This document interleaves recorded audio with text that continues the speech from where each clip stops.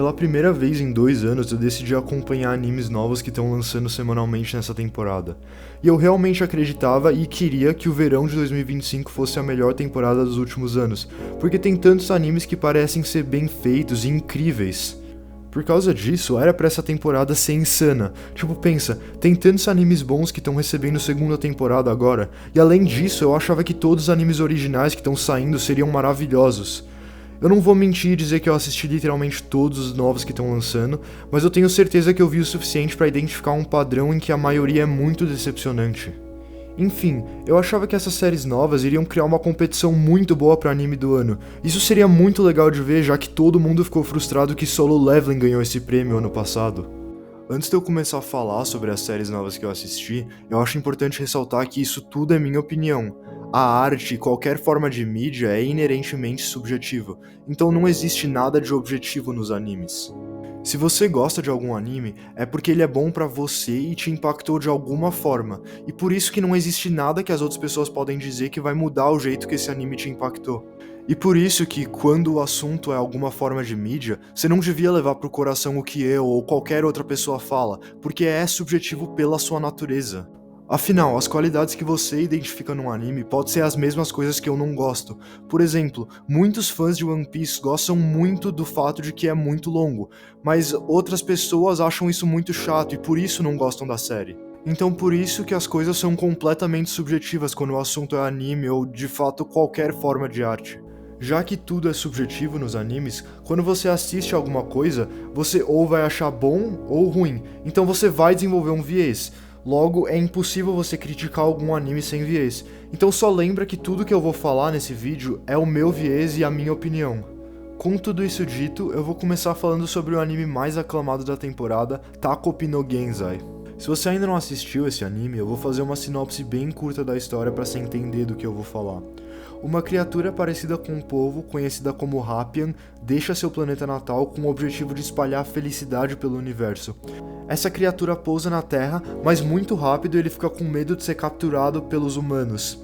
Mas felizmente ele é encontrado por uma garota chamada Shizuka Kuzi, que alimenta ele e chama ele de Takopi.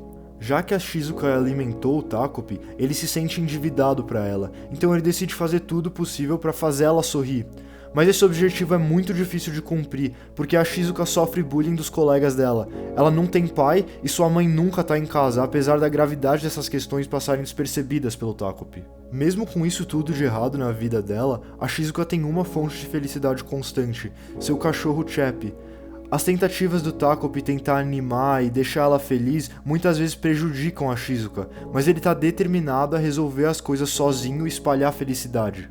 Antes de começar essa série, eu vi muitas pessoas falando sobre como é uma retratação muito boa da saúde mental e que mostra problemas sociais e a natureza humana de uma forma muito realista, e eu até que concordo com isso.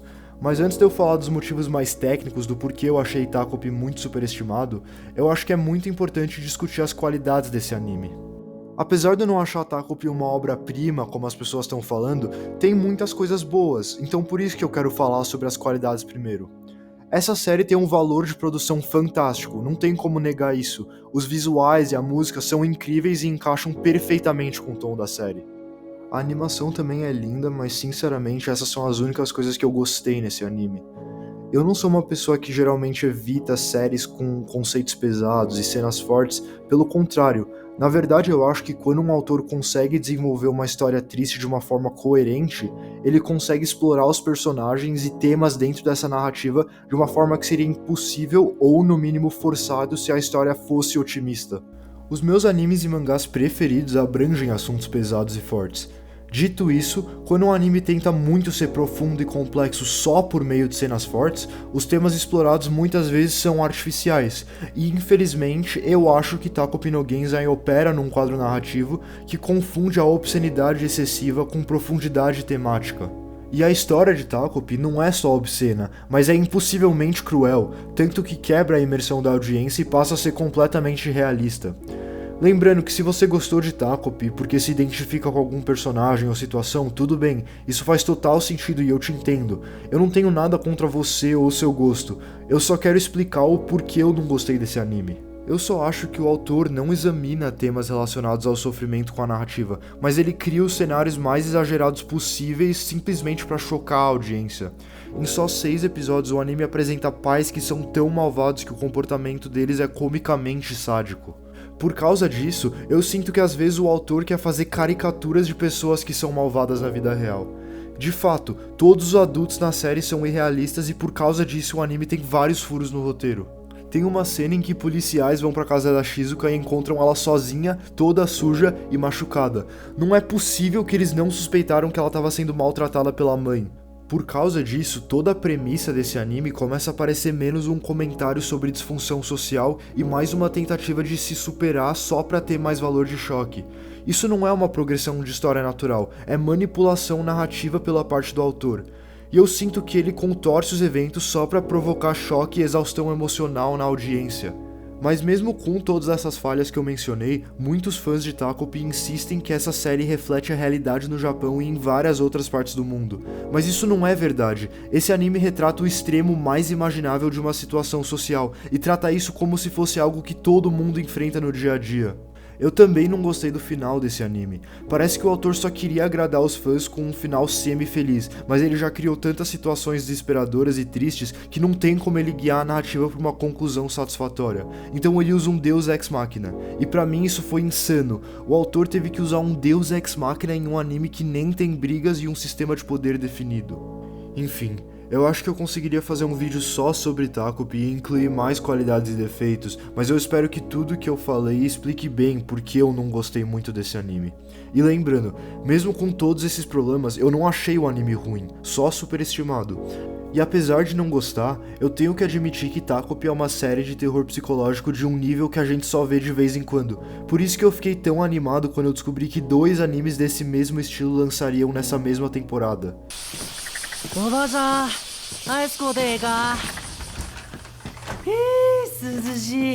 Encenado no palco sufocante de uma pequena vila japonesa, Hikaru Gashinda Natsu conta a história dos melhores amigos Yoshiki e Hikaru, que se conhecem desde pequenos. A amizade deles parece perfeita à primeira vista, mas no começo do anime, Yoshiki nota uma mudança no comportamento de Hikaru desde que ele desapareceu e voltou de uma viagem para as montanhas do lado da vila. A coisa que agora senta ao lado de Yoshiki não se parece nada com Hikaru.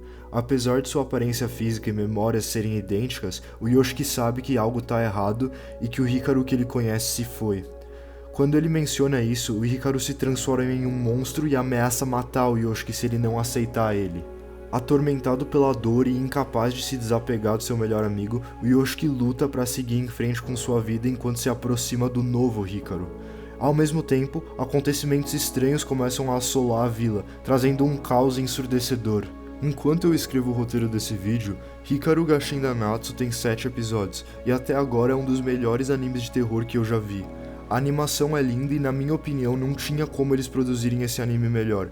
A tensão e a atmosfera são construídas muito sutilmente, mas também muito bem. A composição é muito impressionante também, e essa adaptação é, no geral, muito bem feita. Além disso, a história em si é muito interessante. Ela é muito focada em explorar a natureza do luto e a aceitação. A série também enfatiza o peso emocional do luto, como lidar com a perda, superar traumas e enfrentar inseguranças relacionadas à identidade. Eu tava bem animado pra esse anime lançar, porque ele é muito parecido com uma das minhas séries preferidas no aspecto de mistério, Monogatari, e eu tô feliz que Hikaru Gashinda Natsu tem muitos pontos positivos, mas como todo outro anime, ele tem muitos defeitos que eu não consigo ignorar.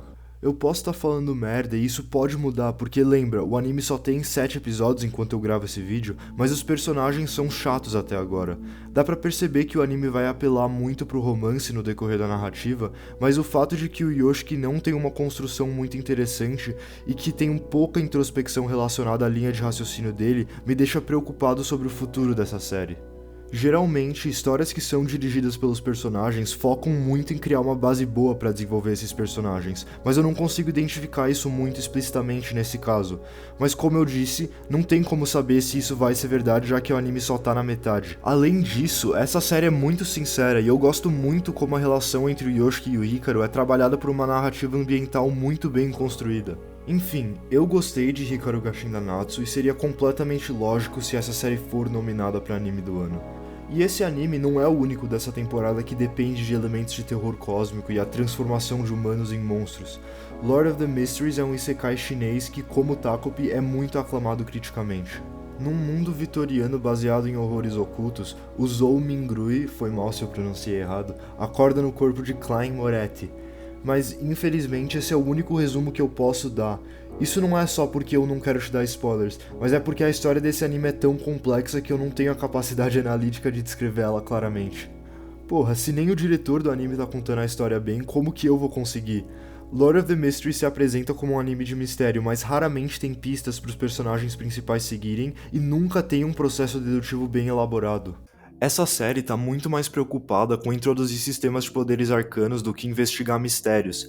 Por causa disso, eu sinto que muitas vezes o Klein é constantemente bombardeado com nomes e termos novos sem nenhum contexto, e por causa disso, uma grande parte de todo episódio é dedicada a ser um depósito de terminologia. Esse constante despejo de lore é um empecilho gigante para a caracterização de todos os personagens desse anime. Se você gosta de ter uma conexão com os personagens ou gosta de ver qualquer tipo de desenvolvimento nos personagens, você não vai gostar de Lord of the Mysteries. Porque os personagens não são pessoas no sentido tradicional, mas conjuntos de atributos definidos por seu nível de poder. Carisma, história e personalidades multifacetadas são quase inexistentes nesse anime.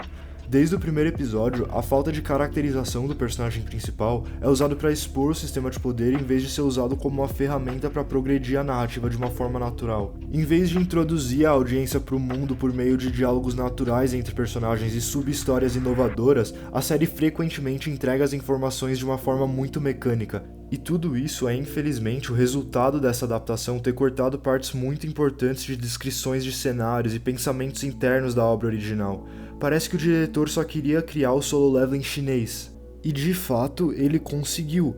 O valor de produção é de longe o melhor de qualquer anime que lançou recentemente. Os fundos acrescentam muito bem para o cenário steampunk vitoriano e os efeitos visuais são projetados para te deixar sem palavras. Mas quando você examina um anime sem considerar isso, você percebe que a narrativa é superficial, os personagens são ocos e a construção do mundo é mal feita. Apesar de tudo que eu acabei de criticar sobre esse anime, eu gostei dele. Porque eu sou um idiota quando o assunto é Isekai, então quando eu assisti esse anime eu imediatamente fiquei completamente imerso. Mesmo sendo mal construído, o sistema de poder, o mundo e a história é muito interessante e tudo é inovador. Eu nunca assisti um anime parecido com esse, mas também é exatamente por isso que eu fico triste que essa adaptação ficou tão apressada. Realmente tinha o potencial de ser de longe o melhor anime do ano. Se eu só pudesse recomendar um anime novo dessa temporada, seria esse. Não porque ele é o melhor, mas com certeza é o mais criativo, e eu pessoalmente valorizo isso muito. Mas o que eu tava mais animado sobre essa temporada é a variedade de animes que estão saindo. Não importa se você é fã de shounen, animes psicológicos, terror, romance, o que seja, tem um anime novo pra você. Por isso eu decidi ver animes que eu normalmente não assisto, tipo de romance. E o anime de romance mais elogiado dessa temporada é Kaoru Hana wa Rin Tosaku. Apesar deles estarem um do lado do outro, o ensino médio Chidori e a escola particular de meninas Kikyo parecem existir em dois mundos diferentes. Enquanto Kikyo tem uma reputação acadêmica incrível e favorece alunos de famílias ricas, Chidori é visto como uma escola para delinquentes burros. Todo mundo em Kikyo tem um ódio profundo por Chidori. O protagonista, Rintaro Tsumugi, é um aluno de Chidori que tem um rosto intimidante e isso faz com que as pessoas evitem ele. Em contraste com sua aparência assustadora, o Rintaro às vezes ajuda na confeiteria de sua família, e um dia, nesse trabalho, ele vê uma cliente sentada, mas ela sai correndo antes que ele possa falar com ela. No dia seguinte, ele recebe um pedido de desculpas dessa cliente, que se chama Kaoruko Waguri, e ela explica que não fugiu por causa da aparência de Rintaro, e que acredita que ele é uma pessoa boa. Apesar de não estar acostumado com a personalidade otimista de Kaoruko, o Rintaro quer uma amizade com ela, mas tem um problema. A Kaoruko é uma aluna de Kikyo. A minha opinião sobre esse anime é naturalmente bem enviesada, porque eu não gosto muito de animes de romance. Eu só acho todos que eu já assisti, com algumas exceções, claro, muito chatos e repetitivos. Eu esperava que esse anime seria diferente, e sendo sincero, ele até que pode ser se você gosta de animes de romance.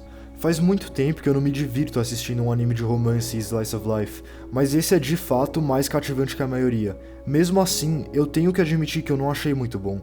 Mas como todos os animes que eu critiquei nesse vídeo, Kaoru Hana tem vários pontos positivos que eu acho que eu preciso mencionar. Kaoru Hana é uma obra encantadora, com personagens adolescentes realistas que precisam aceitar que eles não são a versão ideal de si mesmos e precisam lidar com questões relacionadas à autoestima e identidade.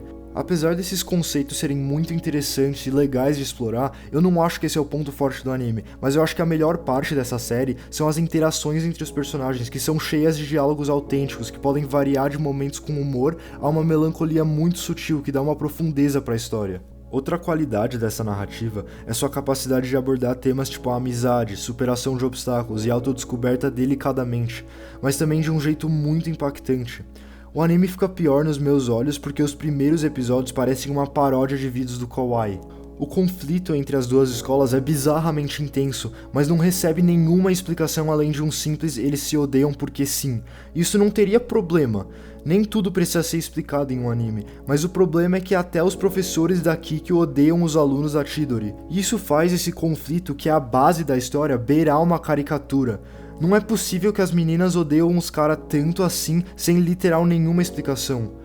Outra coisa muito irritante pra mim até agora é a lentidão das conversas entre os personagens principais. Toda cena alguém fica envergonhado com alguma coisa ou pede desculpa sobre qualquer coisinha, um bagulho que é muito comum e frustrante em animes de romance. Por causa dessas coisas que eu falei, o drama entre os personagens parece forçado, e isso faz os momentos que deviam ser mais impactantes serem artificiais. E infelizmente isso contribui para a imersão emocional ser quase inexistente nesse anime. A Kaoruko pode ser espancada e mesmo assim ela aceitaria e falaria tudo bem, sabe? Na minha opinião, isso torna ela um personagem muito menos humano. Mas lembra que só metade da temporada lançou até agora, e se a série melhorar os aspectos que eu critiquei, eu retiro tudo que eu disse.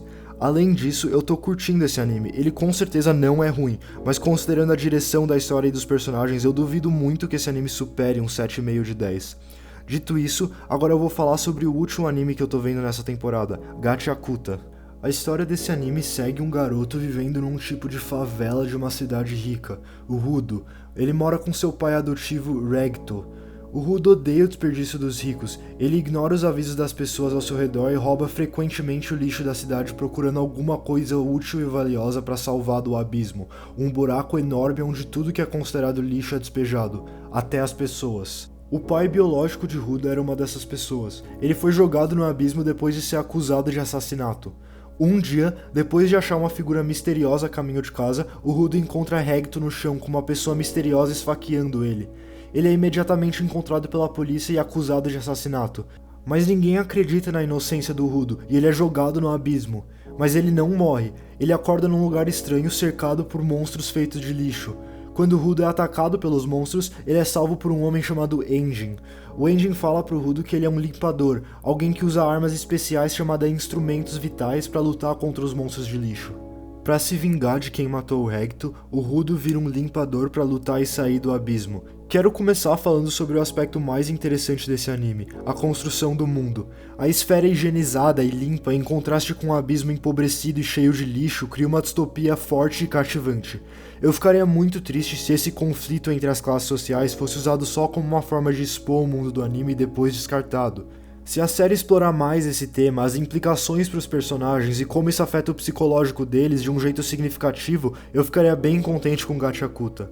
Eu também acho o sistema de poder bem legal, porque o fato de que o foco das lutas são os objetos importantes para os personagens abre o caminho para brigas criativas e evita poderes genéricos. O estilo de arte de Gachakuta também contribui muito para a elaboração da narrativa e a atmosfera do mundo. A minha maior preocupação com essa série é o protagonista.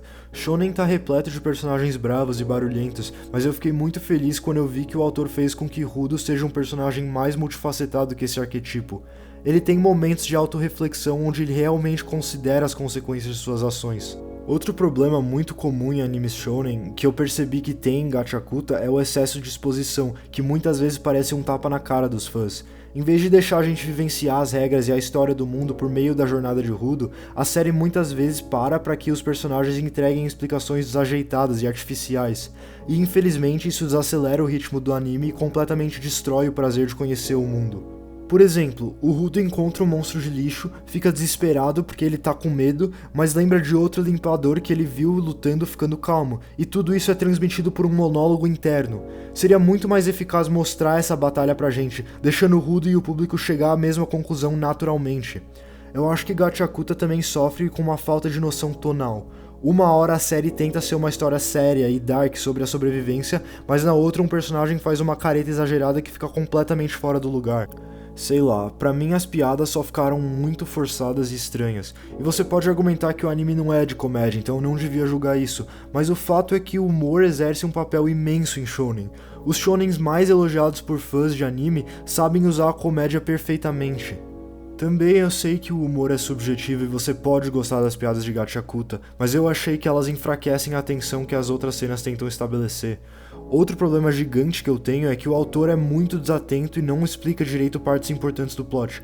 Por exemplo, a elite tolera a proximidade física dos pobres sem explicação, enquanto a miséria polui o ambiente da cidade, apesar dos ricos não terem nenhuma necessidade econômica, social ou logística para esses pobres.